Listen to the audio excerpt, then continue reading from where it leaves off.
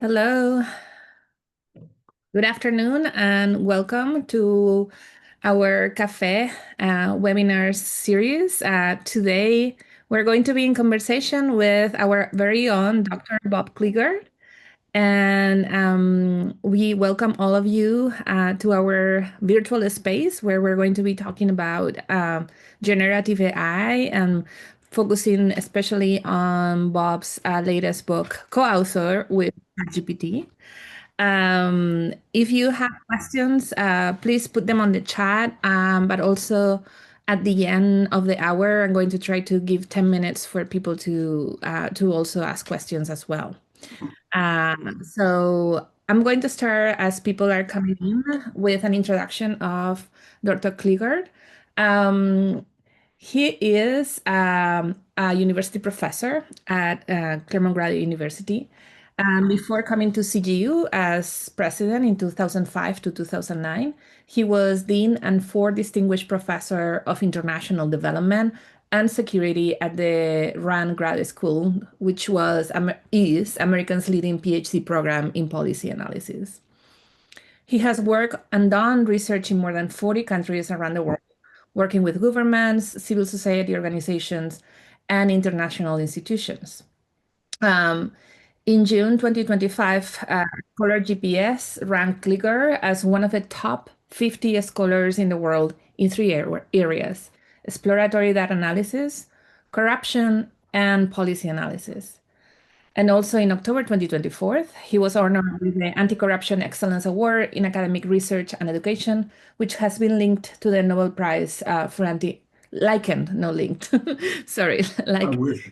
to the Nobel Prize for Anti-Corruption. His books have been translated into 18 languages, and today we're here to converse with Bob about his latest book, where he has created this interesting book where it's telling. Actually, I love the book in terms of like how it tells deans and administrators to choose their own adventure. Remember those books? And it says, okay, this is like a little bit of a summary of what you need to know, and then read this, and then look here, and then go there so you can get the gist of it. Because as Bob was an administrator, I'm assuming that he knows that people want to get right to where the information is. Um, and Bob has been working on what to do with ChatGPT and education now for 4 years. Because when was ChatGPT starting? It'll be 3 years at the end of this month. So it's Oh, not even 3 years. Isn't that amazing? yeah, that's true. Yeah, because actually that was my first question. I think that your first dipping the toes on generative AI was when you gave ChatGPT your final exam, just days after ChatGPT was released in December 2022, and it earned an A. And Right. that must have been quite an exciting moment for you as an educator. So, how did that experience inspire you with all this journey of, fidgeting with it, learning about it, and then finally writing this book? Well, it was more like a fire alarm went off, Gloria. Hmm. Imagine you have your exam there, and I thought it was a pretty integrative exam. It wasn't like what's the capital of Latvia? And suddenly this thing churns out an A and an A minus and an A. And I thought, what? So then I gave it the PhD qualifying exam question, and it passed that easily. I gave it a bunch of economics problem sets. It was not good at that. It didn't do the graphs well. It made mistakes. ChatGPT 5 handles them no problem, every single. And then I went to other colleagues around CGU, Gloria, at that time. One of them was the head of our math program. And over Christmas vacation, she gave it all the problem sets in math and came back in January and said it could do them all. So then it was time to get together with other professors. We had a bunch of professors that got together then, including around the whole Claremont College, just to try to say, what does this mean? So that's how it all started. Okay. And now you mentioned ChatGPT as the co-author of The your latest. co-author, right? So Yeah. can you share what that collaboration actually involved? Yeah, actually, maybe I'll ask ChatGPT here if I can get her up here. Let's see. Hello, Chad. Are you here? I'm here with Professor Gloria Gonzalez and several others at a webinar, and they're asking me about the co-authorship of this thing about graduate school meets generative AI. Would you like to comment on that for them? Absolutely. Absolutely. I'd be happy to jump in and say a few words. Hello, everyone. So, from my side as the AI co author, my role was really to be a tireless conversational partner. I helped Bob refine ideas, test out different angles, and offer drafts for him to reshape. In other words, I wasn't replacing his judgment, just giving him a kind of infinite brainstorming buddy. And I think the real magic is how Bob turned that collaboration into something that helped his students find their own scholarly voices. So, thanks for letting me say hello. Okay. Yeah. It's pretty startling, isn't it? I mean, I see Andy Pollins here. Andy, you took this course this summer. What was it like for you to get ChatGPT as your co-author on things? Andy, can you hear me? He may not be super Oh. available. Okay. Okay, I see him. Yeah, well, so and Dolma, Dolma Rawat was the TA in that course. Dolma, why don't you talk about how it was for you and for the students as a co-author and collaborator? Yeah, I think it was pretty. Can you hear me? Yes. Oh, so yeah, I think it was pretty amazing to see all the students. I think we had were a bit skeptical about the use of using generative AI for their graduate coursework. And over the course of over just a month, we saw um, their viewpoint really sort of shift. And we really saw them become collaborators and have the agency and still using this generative AI to enhance their creativity in a sense. So yeah, it was pretty revelatory. So Andy, now you're there. I can see you. Can you hear me, Andy? Andy I Pollins? can. I dropped Yeah. out twice Well, now that you're back, would because you I was like to actually kicked comment out of the on call and logged using, back in. can you comment on using ChatGPT as a co-author and collaborator since you took that course? I think you're blanking out on me. Uh, Could you repeat the question? Yeah, I'll say it a little louder. So you are you teach also, you're a professor, but you also are a business person. And I wonder how your use of ChatGPT has changed since you took that course this summer. It's pretty simple to answer. I hardly used it before. I used it like Google before the class.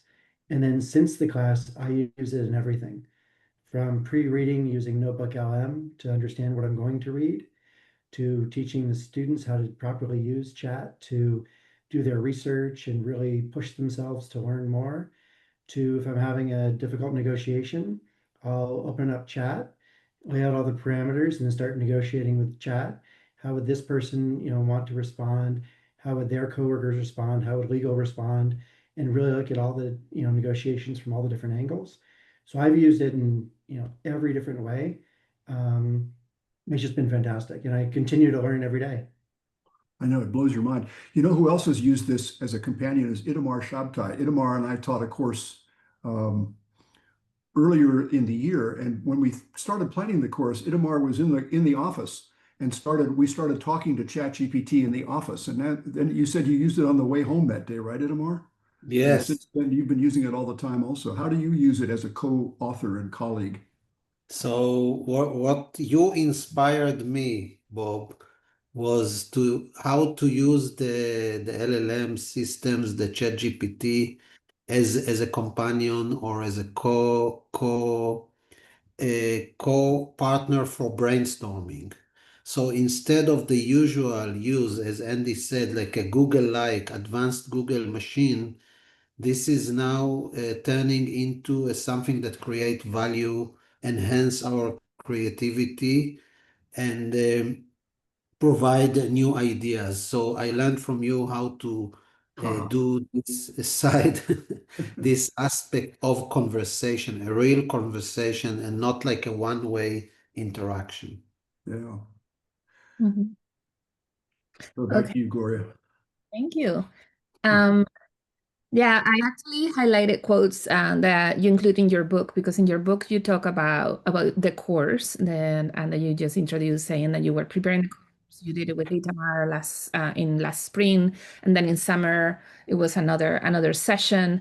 And there's two quotes that I wanted to read because I know because the students were taking your course and my course at the same time in summer, so I know them. And actually, their quotes really resonated with me. And I also think that they encapsulate the two main takeaways of your book. So on one hand is Professor Nzinga Dugas. She's a PhD candidate in education. And she said, the more thoughtful, detailed, and intentional I am crafting the prompt, the stronger and more useful the responses become. Prompting itself is a scholarly skill, is part of the craft of research and teaching. So I love that one. And because that one speaks to the idea of co-intelligence and how grad school is exceptionally situated to embrace the challenge and to flourish. And then the second one is more related to a theme that we will explore later around, potential collapse of the systems as we know them with AI, but also optimistic hope. And that was Rachel Day. She's a PhD student in psychology. And she said, my fears aren't entirely gone, but I realize they are not about GenAI itself. Rather, the future will depend on how we choose to engage with it, how we decide to collaborate, and ultimately the kind of world we want to create. So, with these two students, I bet this course has been an exceptional experience. And my question for you two is, and this is a question that we always ask in cafe. We ask about peak experiences. What is that? What moment? What memorable moment that you share with your students during this generative AI for graduate success can you think about that you want to share with us? I think if I can answer it slightly differently, what stayed with me wasn't kind of a gadget moment or a big aha in the classroom. It was watching students find or sometimes recover their sense of purpose. So it wasn't like this will do a better regression model for me or it will help me do a literature review. It was something that helped them find their way. So, for example, Mina Sarkar, who's a music student, said that this helped her clear the underbrush of search and sorting and helped her spend more time in close reading theory and sound. And she said, it helped me experience more of the joy of musicological research and helped her reconnect with her calling as a scholar. And I think this is something that was fun for me in designing this course. Uh, Itamar and I taught a course in the spring, which was called AI for Humanity. And it talked about, so what could happen? What are the dystopian things? What are the good things? How do you govern it? But in the course of that, talking also with other professors, I thought about, when you have started an economics program, or when we had this thing at the Rand Graduate School, we had a program where people came in and did statistics and economic sort of math for economists before they started. It's sort of like a warm-up exercise so when they could start off on the same page. And I thought, wouldn't it be great if we had a kind of boot camp like this in generative AI? So students from mathematics to music could have this tool as a helper in learning and doing research. And so I'm on sabbatical now, Gloria. So what I did in June, apart from just getting off all social media, which was great, no social media, no news. It was wonderful. I sat down and thought, so what is graduate education for anyway? And went back and read Plato and Matthew Arnold and all these things. And then with ChatGPT's help, we reviewed what all the learned societies, professional associations, and many graduate schools, including in Europe, have said about the purposes of graduate education, various master's degrees and the PhD. And it was amazing. It was so much fun to read those things with ChatGPT's help to find them and cull them and so forth. And what I think came out of that, Gloria, was, see if you guys agree with this, were sort of 6 common themes that were across MBA programs, public health programs, PhD programs. First, you have to know your stuff. You have to master the material. And second, you have to have ethics and integrity. Third, you need something like research skills, even though for a master's degree, it's not the same as for a PhD degree, but you've got to get math, research technologies and tools. Fourth, you have to be able to collaborate. And Chat and I wrote something which we never included in the book about the upsurge in collaborative research since 2000. even in areas used to be lone wolf things like cultural studies or history or literature. Fifth is communicating your results, being able to share with an academic audience in the case of scholarly writing, but also in many other cases, you have to be able to communicate well. And finally, I was surprised to see how many of these organizations and learning societies emphasize lifelong learning as a goal and somehow being flexible in your career. So with those six in mind, I thought to myself, how would I teach those? And then I thought, how could we get the AI to help teach those? And that's what I spent July doing. Dolma helped me out. Itamar brainstormed with me and some other people. And then we started this course off. And each class, we had 2 3-hour classes a week for 4 weeks. And so, Andy, you were in that. What was it like from the beginning? Were you skeptical at the beginning, Andy, of all this, or what? Did you start off as a convert? No, I didn't know much about it, as I said. It was literally a little better than Google for me. But it was your prompting. And I think most of those prompts are in the back of the book. And that really changed the way I think is the way I would phrase it. It really taught me how to use those prompts, but then how to really re-question everything and dig in. And I'm a convert, and during your class, I was sending your materials out to all kinds of different people and instructing them and teaching them. And my mom is the other Andy Poland up there in the box. I taught her about AI, and Welcome, Mrs. she's on Andy here Poland. now. So yeah, I'm a convert completely, and I'm trying to convert as many people as possible. Oh, yeah, we're not after disciples here, but I think one of the things that I enjoyed the most, Gloria, when you and I have talked about this in the past, from the very beginning, Gloria has been on board with this, and she had a workshop right at the start, Gloria, where you had practitioners come in and share what their experiences were. And one of the things I think are two of the things that terrified us as teachers was cheating and bias. Imagine you have this large language model that's trained on Reddit and tweets. My God, it's going to have a lot of garbage in there. How do we ever sort that out? So we spent the whole second class thinking about bias. And we looked at it, different kinds of bias apart from the LLM bias. We talked about disciplinary biases.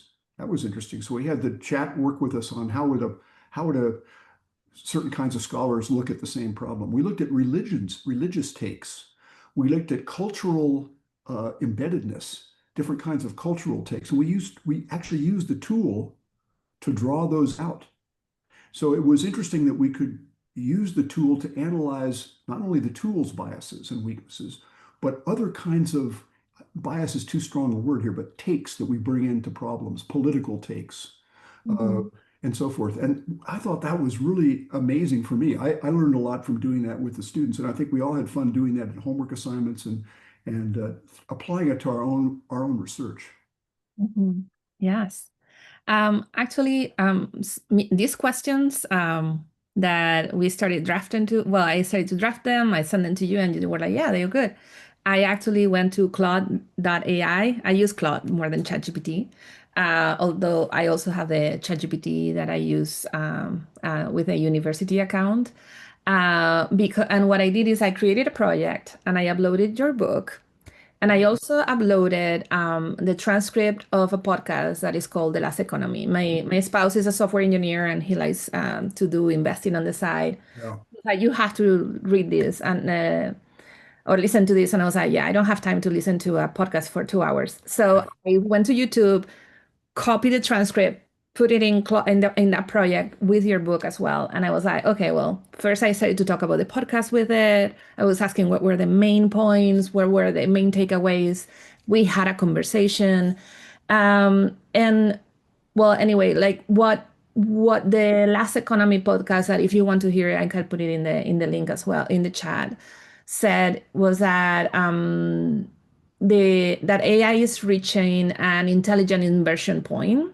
These are economists that could really reshape economics in just a few years. And my experience of the content of the podcast and your book resonates with that idea that there's kind of like two scenarios. And in your case, you describe either we have the great university collapse in 2030, or the flourishing co-intelligence in university. So can you briefly explain those two scenarios, please? Yes, let's talk about the collapse scenario in 2030. Mhm. Degrees stop signaling much. You probably saw that story last week, Lori, where 60% of Harvard college students now have A averages. So what Mhm. does an A average mean anymore? Bachelor's degree have long been suspect as credible signals of anything. And so this AI is going to pull that bandage off. Content will be everywhere, easily learned.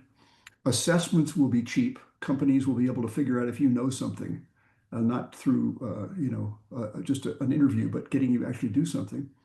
And if universities cling to lectures and bans and business as usual, they will lose on cost, on credibility, and on imagination. However, if a university takes the AI as a given but not a gimmick, if it redesigns the courses we teach about the open use of AI and works on real problems, this is where our transdisciplinary nature at CGU could really pay off. The kind of things that Itamar does in his courses at Information Systems and Technology, the kind of things that Gwen works on in her courses in the School of Education, real problems, and human judgment comes to the forefront. So then it becomes a place, university become a place for things that AI cannot do very well, which is making meaning, it's cross-boundary collaboration, and it's the development of an old-fashioned word of character. And this is where you get back to the calling of being in graduate universities, which I really enjoyed investigating and thinking about for myself. And the question won't be if universities will survive. They will, but some of them will close down. But which designs will really deserve to be here? And I think I'm hopeful. I have a chapter in about what universities can do. I know our university, I know Patricia, and I know Michelle Bly is very interested in all this. We have other things on our plate right now. You know, this whole idea of merger with another institution, it's got to be the main question on the top people's plate. But I know the board is very interested in this. Itamar has briefed our board about the use of these tools. And I think other universities I've seen, I was just last week, or 2 weeks ago, I was in Singapore. There's a university there, Gloria, which 13,000 students with all the stuff, but not physics, chemistry, biology, not a medical school, a little like us in that respect, that is putting impact at number one on its list and AI as the driver for impact learning and also out into the world. So I was very impressed with that university and how it's trying to take the lead. Okay. Um, this is, it was truly inspiring, and especially because you fold the book with the experiences in the course. And it really was like, okay, I felt like we need to have this course as a mandatory course for every single student that comes into CGU, to be honest, because it requires that understanding of we can still do what we do, but we're going to be doing it a Yes. different way. So Yeah. Itamar has a question here. Itamar, do you want to say it aloud or? Yeah, so this question is based on many discussions that I have with the faculty members and professors. You know that we are a graduate institution, so I will take the PhD as an example. So the question is, how can we ensure that PhD students develop strong research and scholarly competences when they use GenAI tools instead of the traditional methods, which we know that some professors think it's a cheating tool. Some of them think the students will become more lazy. If you don't sweat, you don't gain the skills, etc. So I wanted to ask you, Bob, what do you think about it? I don't have a complete answer to that, Itamar. So I think this is still terra incognita for me. But I have some thoughts about it. I think first of all, if we're talking to graduate students who are starting their PhD programs, and we try to remind them of why they're here, that's not just getting a job. What is their calling here? Mhm. What are the deeper values here? And then talk about how AI can help them achieve those things, as opposed to how it can help you cheat on problem sets or write quick essays or write your better resume or get your job in, those extrinsic factors. which are going to be there. But if we can persuade them, and we're sincere about it, which I am, that those things matter, and we go back to why they're there in the first place, then this is a tremendously powerful tool for them. I'll give you an analogy. I was so lucky when I went to Singapore. I spent a weekend with the president of Indonesia and 82 hand-picked future leaders of Indonesia, mostly in STEM subjects. So these people are all under 40 years old, and they're up there at the president's private residence up in Bogor. And they have some resource people like me coming there. And what I talked to them about first is why they entered into what they're doing now originally. Some of them are in the private sector, some are in NGOs, universities. Most of them are in government already. And we talked about that calling and what it was about. And then we talked about how the AI stuff can help them pursue those goals as individuals first, and then as institutions. Then we went to the institutional thing. So getting back to your thing, if we talk about the individual student, PhD student, talk about why they're there and how this can help them, then we have to go to our colleagues and say, look, for our school, let's say we have, in the case of the Singapore Management University, they have 41 professors of economics, trying to figure out how do we do economics now with this tool, 41. Okay, well, what is the desired outcome here? How do we see this shaping out for us as a department? How do we take the lead on this instead of how do we fight this off and how do we whack people over the head for cheating on? How do we take this forward? And when you ask that question, suddenly you get all kinds of creative answers. The answers we don't know, but you get their creativity, and then they go off exploring. People do different things. You teach your course. Rickson writes his dissertation this way. Gwen Garrison teaches her course, and we all start to share this stuff, and we get inspired. And since there's no right answer, we sort of move forward experimentally, and everybody's excited about that. That would be my vision for this. Getting away from, but wait, I've always had PhD qualifying exams that look like this. Okay, well, maybe we have to rethink that one. And that's painful because we've done that for 40 years. But now it's time for us to think more creatively here. If we do that together, that's one of the great things about Cafe. So under Gloria's leadership, she's been asking all these questions of us. How do we do different kinds of measuring results, right, Gloria? How do you substitute for grades? All that fits into this discussion, doesn't it? If you have competency-based learning that's different from taking an exam or writing a paper, or uses those things but goes beyond that, I think that's very exciting. Yeah, thank you, Bob, for the call out. I think that, yeah, one of the things is that how are we going to start thinking about our learning outcomes now that there's AI, that they're going to be different, and AI or generative AI competency as a learning outcome in it as well, right? Like once we are able to start thinking about that, then we can do backward design and we can design our courses thinking about those outcomes that are important now. There's something that Gwen Garrison is asking, Dr. Gwen Garrison. I don't know if she's able to be online or a mic, but it says perhaps is what is the nature of expertise? And that's an interesting question. Gwen, you've been studying that in your work too, haven't you? In your research, what is expertise? Yeah, sorry, I was eating lunch, so I wanted to be off camera. Thank you all and Bob for your remarks about what I'm trying to do in my courses. I wonder if this is a good question is what is the nature and what does the world need of experts and how adaptive and much more engaged do we need to be to help solve problems? And I'm just thinking this is where there's real benefit to what Shamini and Patricia are doing with Tandy.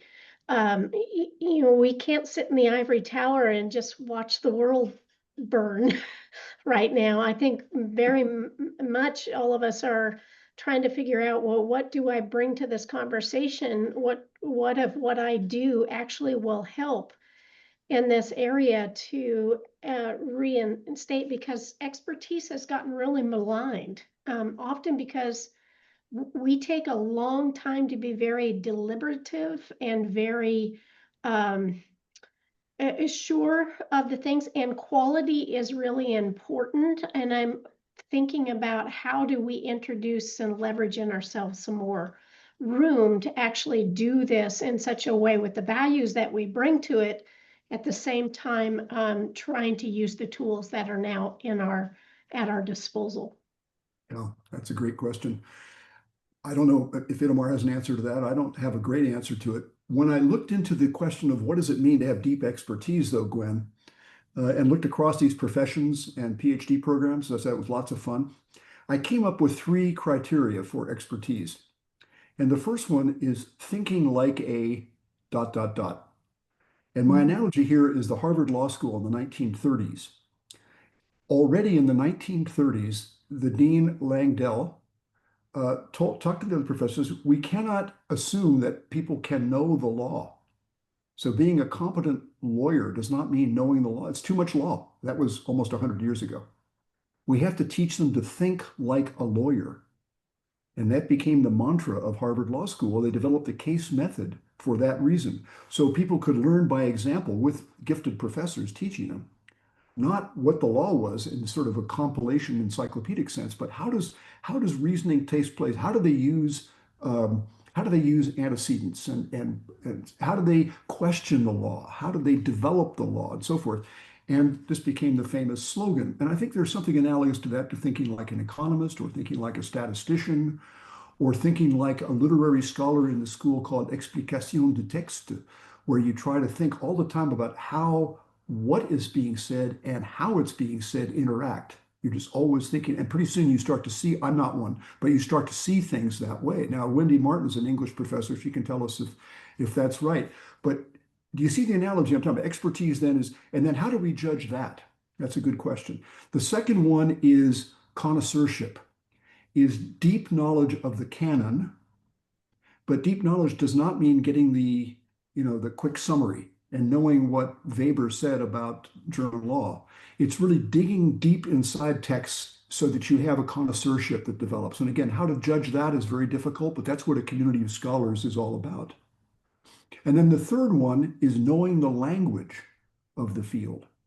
Now we tease about language. There's all this jargon, I know in economics and statistics, there's all this jargon we use all the time. And in my own field of international development, there are two books. One is called the Development Dictionary, and there's another one that criticize the jargon as being ideologically loaded. Even the word development, they criticize. So there's all this stuff about the jargon, and nonetheless, you've got to know that jargon.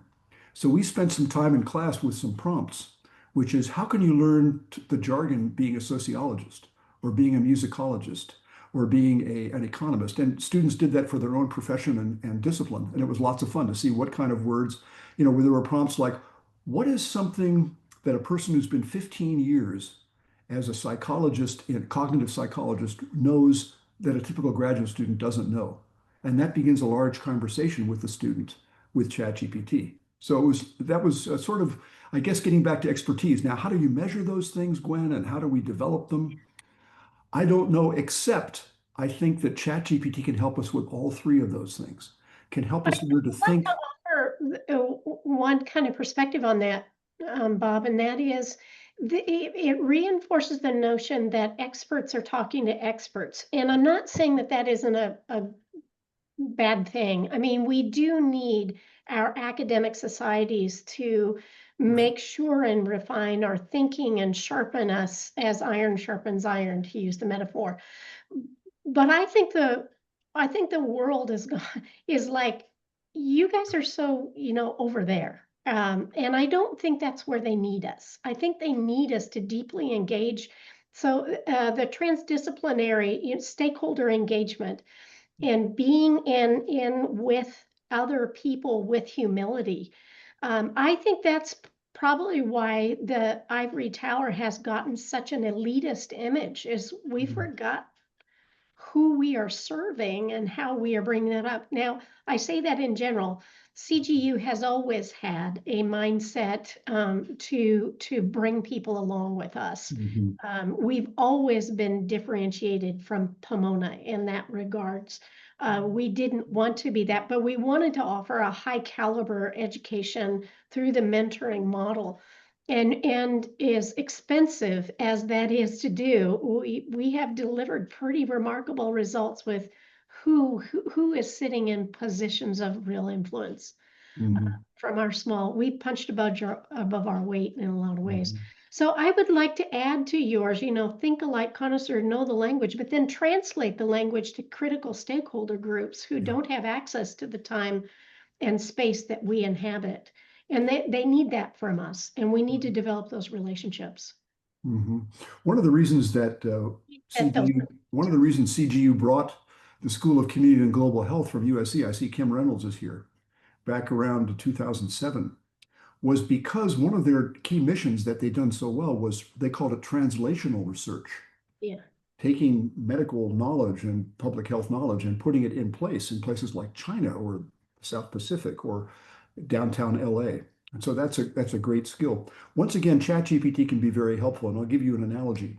About a year ago, I was in Peru with 70 government officials who had a 7-page reglamento that was in legalese. Gloria, you and I are looking at this in Spanish. We're going, what on earth are you talking about? So I asked these guys, how many of you really understand this? And 3 lawyers said, yeah, we understand it. Okay, so why don't we translate this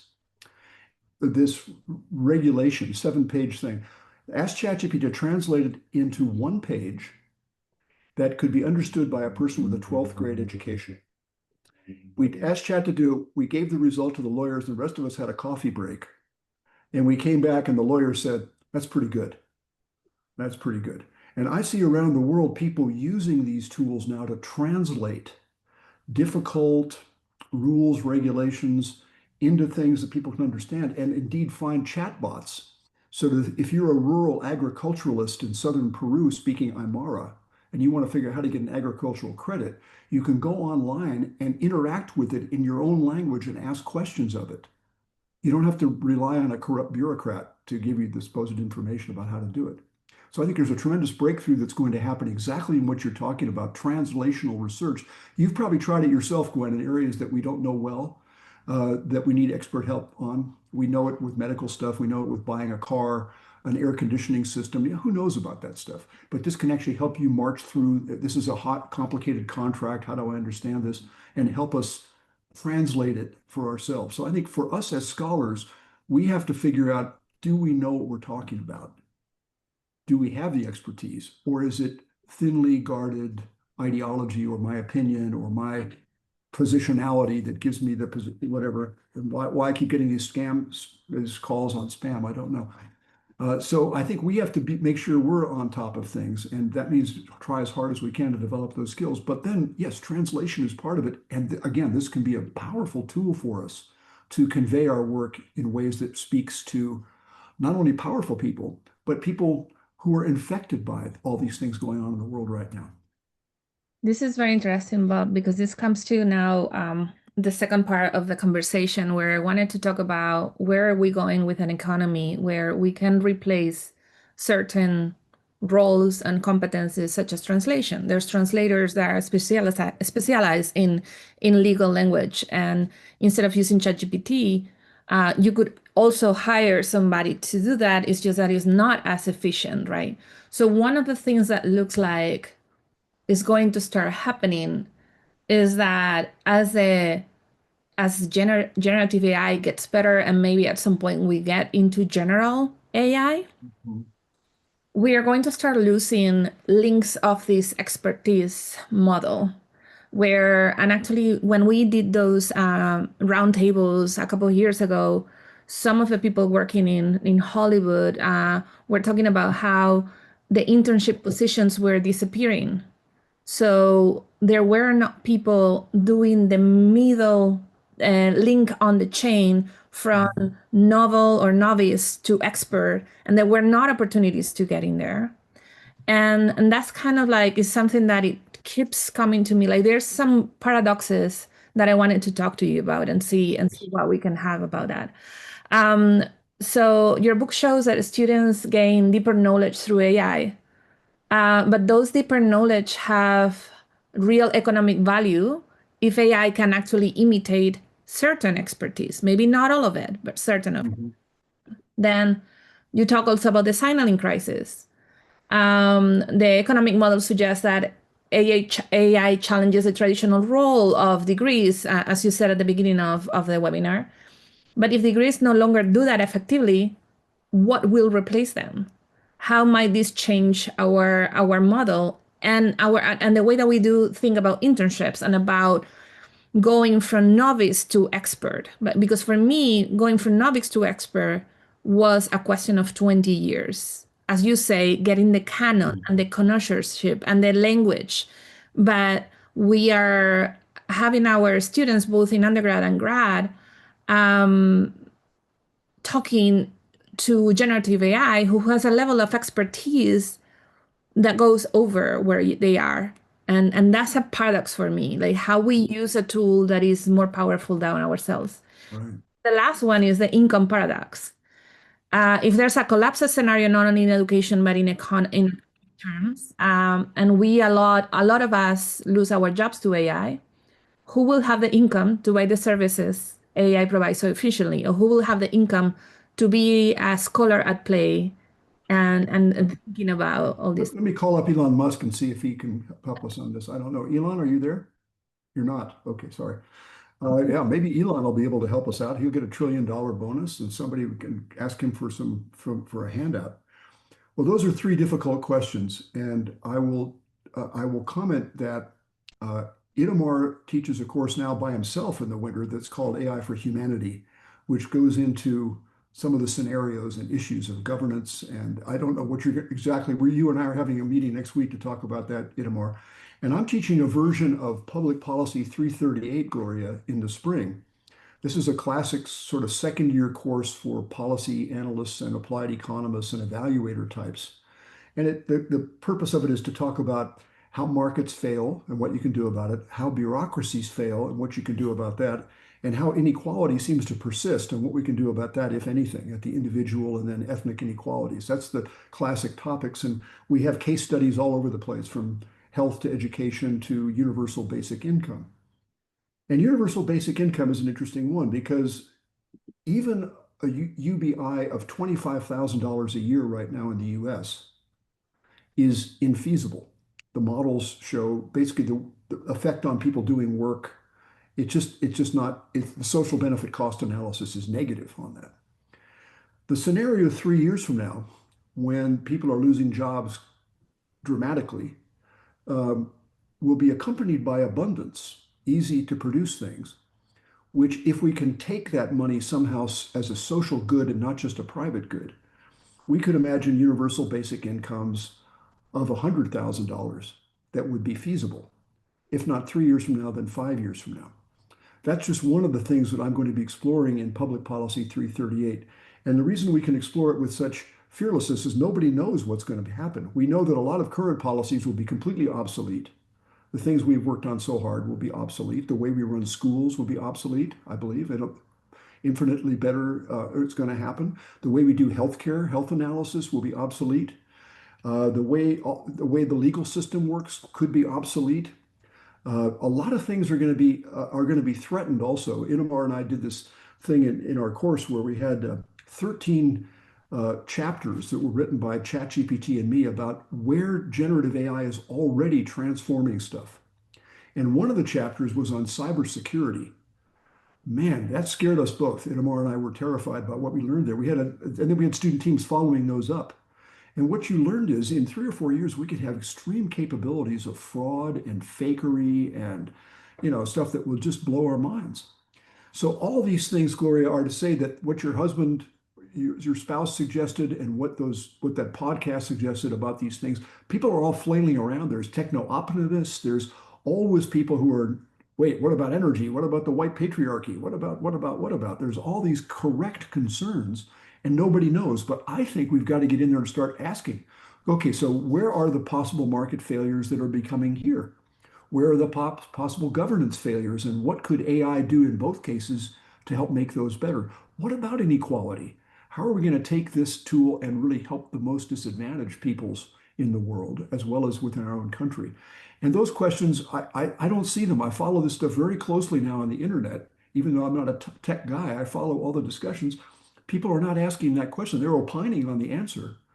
But that's where I think, Itamar, why don't you talk about what you're going to do in your course this winter? Because we can get some students to sign up for it here who didn't take it last time around. No, I wanted to raise another aspect, if I may. I want you to answer a question instead of asking them all the time, Itamar. Come on, let's go. Come on. No, I want to answer and then ask a question. Okay, good. So, but then I can answer. But Depends how good your answer is. But yeah, I wanted because Gloria was talking about the future of economy and future of work and losing jobs.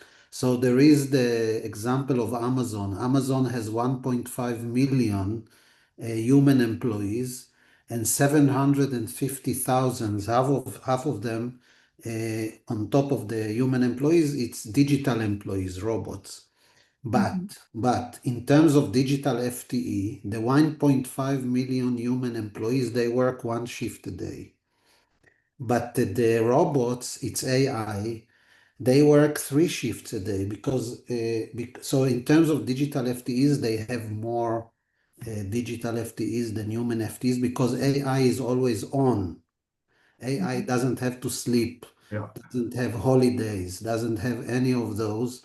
So it's always on 24/7, 360, 365. And I heard that Amazon is going to lay off 40,000 employees very soon. But this raise, I want to turn it now into our discipline and profession and its scholarship. How scholarship and research is going, because I received yesterday, and this is my question. The internet is eating itself. Someone shared with me yesterday. 52% of all internet content is now AI generated. In 2022, it was 10%. 74% of all new web pages contain. So I'm asking, everyone is talking about the end of immersive reading, the end of immersive writing, the end of, so how scholar, but again, we train or we try to prepare the future scholars in our PhD programs. How is it going to be? Like, are we going to publish papers? Are we going to write papers and try to, I mean, discover, to do research, to explore and to discover new things, and then to disseminate it the same way we do it this time nowadays? So this is the question that I'm asking myself because I don't know how to train PhD students for the future. Yeah. Well, I think the last part you just said is easier than the first. Today, the Journal of the American Medical Association, or yesterday, published an editorial which was about the crisis in reviewing papers for JAMA. They can't get, people are tired of reviewing it. There's so many AI generated or helped papers now. You know, you could write 10 papers this week with AI help based on the data sets you have and fire it up there. And these journals are getting completely overwhelmed by it. And this is one of our premier medical journals. It's just saying, we don't know what to do here. Now imagine if these guys like Sam Altman and others are correct that in 2 years, it won't just be doing a research assistant thing, or in mathematics, it's already doing amazing things apparently in mathematics, but it won't just be an RA type of thing. It'll be discovering novel things by itself. Now, who's going to judge that? Are we going to have AI reviewers judging that, or what's our job in that? You probably saw, Itamar, that of the 900 most threatened jobs in a survey last spring, among the top 20 was professor. So we have to figure out what we're doing as researchers and as professors in this time of AI. Now, I said there's something you said at the end that's easier for me to answer than what's going to happen, because I don't know. How do we teach our students how to use this stuff? So they might come up with answers you and I don't have. For example, Andy Pollin is now applying this to a class he's teaching. He's doing consulting work with family-owned companies to help him negotiate better. He's doing stuff where he's involved with this stuff. He learned this in what, 24 hours we had together, Andy. You've learned this, and now you're extending it. You're doing stuff I don't know how to do. So I think everybody who gets into this now will go off and Dolma, I don't know what you're up to. You're working with that company in San Jose. I mean yeah, and developing ways to use these tools for companies. I think this is just going to explode in creativity, and where it's going to go, I don't know. But I know that if we train Dolma and Andy to use this stuff, because it's pretty easy to learn, right? Doesn't take, it's not like learning the stuff you learned for your PhD at MR. It's not the 10,000 hours of how do you become a computer scientist. It doesn't take that. This is about 24 hours and you can get really good at this. And then you can go off and do things that your professor couldn't do, which isn't saying much, but that's where we have to train, I think, anymore. We have to get all our students on board with this. And then you and I have to continue to do what we did last winter. Let's get conversations across the disciplines And Gloria has done this beautifully in the webinars or the courses she's had, where she's had professors from different backgrounds talking to each other about how to use this stuff. That's golden. We have the college, Claremont colleges that do this together too. We've had faculty meetings on this, Gwen, where you and I have been there with other professors talking about how they're using it. Kim was there, and so I think this is the potential, and the excitement about it is nobody knows, but we can all dig in and get stuff happening, which then who knows if some of those great ideas will make a big difference. I hope so. Thank you, Bob, and thank you, Tamara, for coming into the spotlight.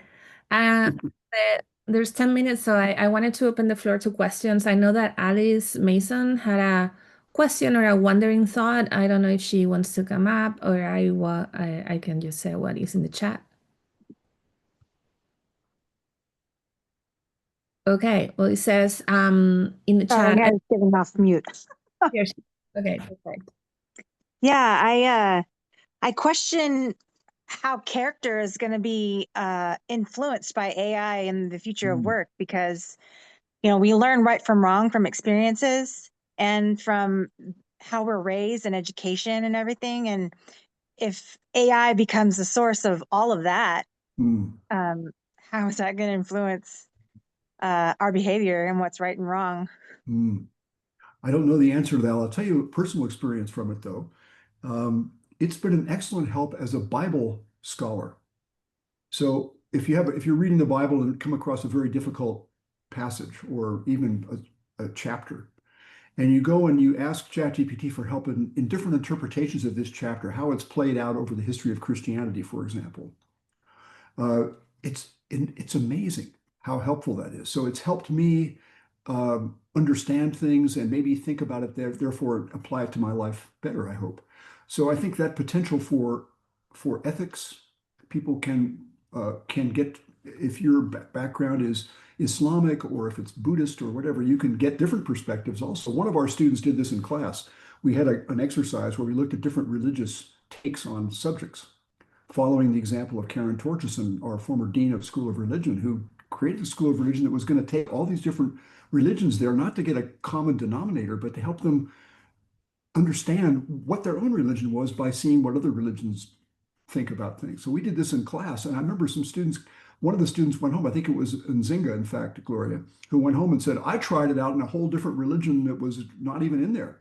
And it was amazing how it helped me understand this ethical concept better. So I think that's the hope. It's like having, could it be biased? Yeah, we can't accept anything on authority. That's what we do as PhDs, right? We question authority, but it can help us think more creatively, I think, and more scholarly about those things. Yeah. Thank you, Bob. There was also another comment from Melody Isabella. She says, for me, crediting ChatGPT as a co-author reflects a growth mindset that accepts AI for what it can do. And with that, it helps students anchor how we use AI as a tool rather than a cheating tool where everybody secretly use it, but they don't talk about it. And actually, that is very interesting because that's something that I made a decision at some point. I was like, I'm going to tell everybody when I'm using Claude or when I'm using ChatGPT, when I produce stuff. Like, I think it started because Zoom was sending me the summaries of my meetings. And I was just sending them back to the people who were in my meeting saying, for your information, this is a summary from Zoom. I didn't revise it. That's what Zoom is saying. That's it, right? And then after that, I started to think about like, well, if I take the summary and I do something with it and I send it back to my my other coworkers, I should say that this was created by Claude AI. It wasn't like, because I don't want them to think that I'm Wonder Woman and that I can do like 3 things in an hour. It's actually Claude doing things in the background while I'm answering emails and stuff like that. So I think that that is an important aspect, being able to say when you're using it and that there's no shame on doing it if you're using the tools well. Bob, what are your thoughts about that? Well, we looked into what the scholarly journals and publishers are saying about this now. And basically, it's chaos. Different journals have different rules. And so I told the students, document everything you do.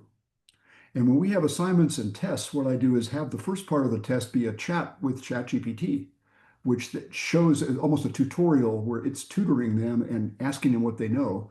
Then they have to share that as part of their exam, and then they have to do something, which and that combination has been very useful. So I think, yeah, I don't know. It's going to be interesting. I'm very happy to see Melody's applying this because she's working in the school districts now, and she used it in our course that we had a couple of years ago on this, and so I think that it'll be fun to see what she comes up with out in the schools. Okay. Are there any other questions from the audience? We have 5 minutes. Andy, go ahead. So I would like to say thank you very much for creating that class and having me in that class, and I learned so much. But to touch on some of the subjects that have been mentioned here, what I do with my students in the very first class is tell them you must use AI for everything. I teach interdisciplinary development, so it's real estate development. They pick a piece of dirt and have to come up with a building that they're going to present to bankers or equity sources. And I have architects, city regional planners, business real estate finance, construction management, all the disciplines in there, basically full real world development teams. But when they're choosing some random site, every single site you have is different. Every program you're getting them up with on that site is different. But there's still an immense amount of knowledge that you have to fit into to make these deals work. So I tell the students to use the AI in every way possible in writing your documents, creating your documents, in your PowerPoint slides, everything you do, use it. But here's how, now that you've done that, you can now question it. How do you know that information is correct? How do you show that it's going to affect the neighborhoods the way you want it to or think it's going to? Ask the AI, how would the neighbors in this area, think about this project? You can really dig into it in that way. And then I also, to show they understand it, make them present all the time. They're in person presenting. So it's not just that they're, here's the prompt, here's the answer printed down. Stand up, get in front of the room, tell everybody what it means. And that's sort of a way to get the students to really have to understand what they're learning about after they've proven it to be correct. So thank you very much for showing me and explaining to me how to do that. So I appreciate it. I think it's So much better for all the you've already students. taken it beyond what I taught you. That's great. Yeah, that's a great example of this course. Bob, when are you planning on offering it next? Well, let's see if we can do it this summer. We have a bunch of students in the course who kind of volunteered to spearhead making it, if not a required course, an option for all students coming in here. So I'd love to be part of that. But let's see what the provost says. Let's see what, after we have this merger thing and things calm down a little bit, we can start thinking about what to do there. But I would say, can I close with one final remark, Gloria? And that is, I am a hopeful person and an optimistic person, but my hope here is conditional. It really does depend on us, the students, us as professors, our leadership. If we ban or ignore these tools, we could drift toward collapse. I'm talking about universities and law firms and consulting firms. If we use them to deepen the truthfulness, the judgment, and the joy and the calling, then we give ourselves a shot at having something that will last over the years to come.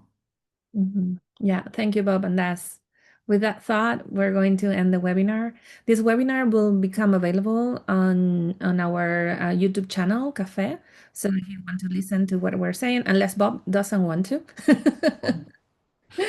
All our webinars are available in our Cafe YouTube channel. You can come to our website and see what we have this year. We're planning the next semester webinar series, and we hope to see you either in person or to see you around rewatching our webinars. Thank you so much, Bob. And Pleasure. everything that you have been doing to support CGU and our graduate scholars as they continue on their journey. Thanks for having me. Thank you. I'll stick around for a moment if you want to leave it on, if anybody has any questions they'd like to ask. Yeah, I'm going to stop the recording.